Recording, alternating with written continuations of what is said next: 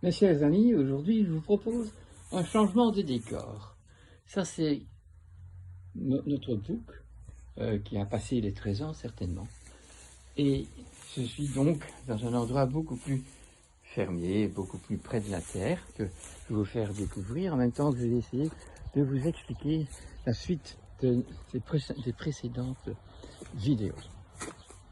Voilà, nous avons fait vraiment un essai de bien comprendre que nous pouvons apprendre comment la vie, la biologie, la physiologie va se pratiquer aujourd'hui encore dans nos corps qui sont créés, mais qui sont à la lumière et à l'image des animaux qui, à un certain moment, étaient tout à fait parfaits, puisqu'ils n'avaient pas pu observer des complications dues à un comportement humain qui est abusif de la terre et qui est en un manque de respect.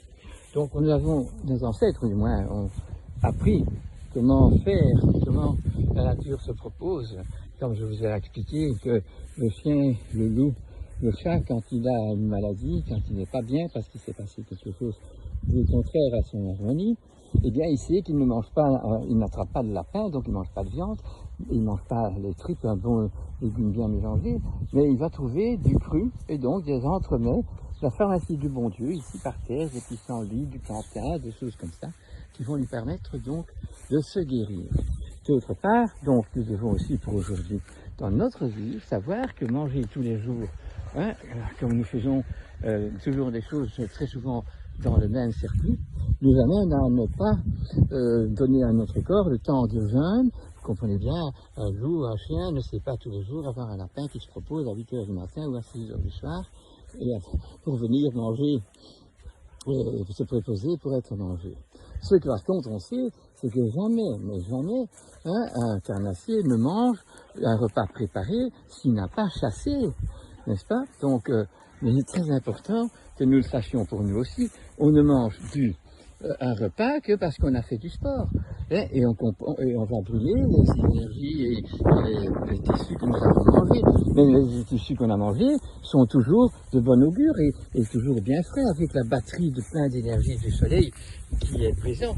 Hein, voilà, ça c'est gentil, c'est un petit taureau.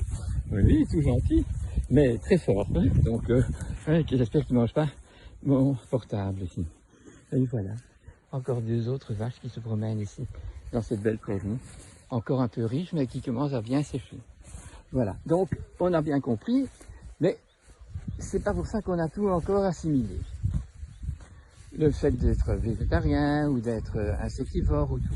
Mais nous sommes au-dessus dans la pyramide. Nous sommes à la couronne de la pyramide des vies mammifères. Et donc, juste à côté de nous, nous avons le chien et le chat. Et le chien et le chat donc, nous accompagnent sur le chemin.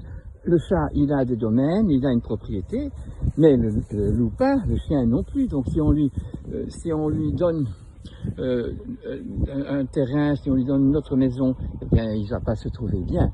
Donc vous voyez qu'il y a des côtés psychosomatiques qui sont très souvent provoqués par le comportement moderne de tous les gens que nous sommes devenus, qui n'ont plus de rapport avec l'animal comme il faut. Vous voyez, vous aimez le Saint-Bernard, et bien vous achetez un Saint-Bernard, vous habitez à Ostende, à la mer, et bien ce chien, il va mourir à 8 ans de cancer, parce que justement, il a été prévu par la nature de répondre aux besoins du terroir, pendant que les gens qui habitaient dans ces zones-là, hein,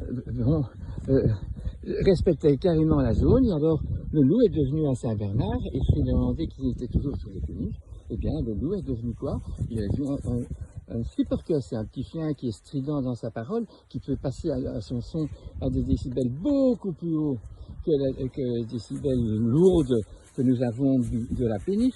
Et ainsi, tout a fait rapport, et c'est ça que je voulais vous faire comprendre, qu'on n'a jamais fini d'entendre la nature, de comprendre la nature. Vous voyez, ce taureau cherche aussi de nous dire bonjour. Voilà, aujourd'hui c'est un petit intermezzo, c'est un petit peu de plaisir de savoir que toutes les vaches et tous les taureaux ne sont pas tous enfermés ou séparés le taureau des vaches et des moutons et des chèvres. Ici, on essaye de montrer que la vie ne peut être bien que si on a connexion et que tout est en interaction. L'interaction, la communication, la réciprocité et la connaissance des lois naturelles profondes. Parce que même si l'animal il est descendu, il est venu sur Terre par une insémination artificielle, dans le fond, il y a un animal ou un enfant qui est né, le principe fondamental de naissance, son incarnation est toujours présente et on ne peut que s'en rapprocher pour aller mieux.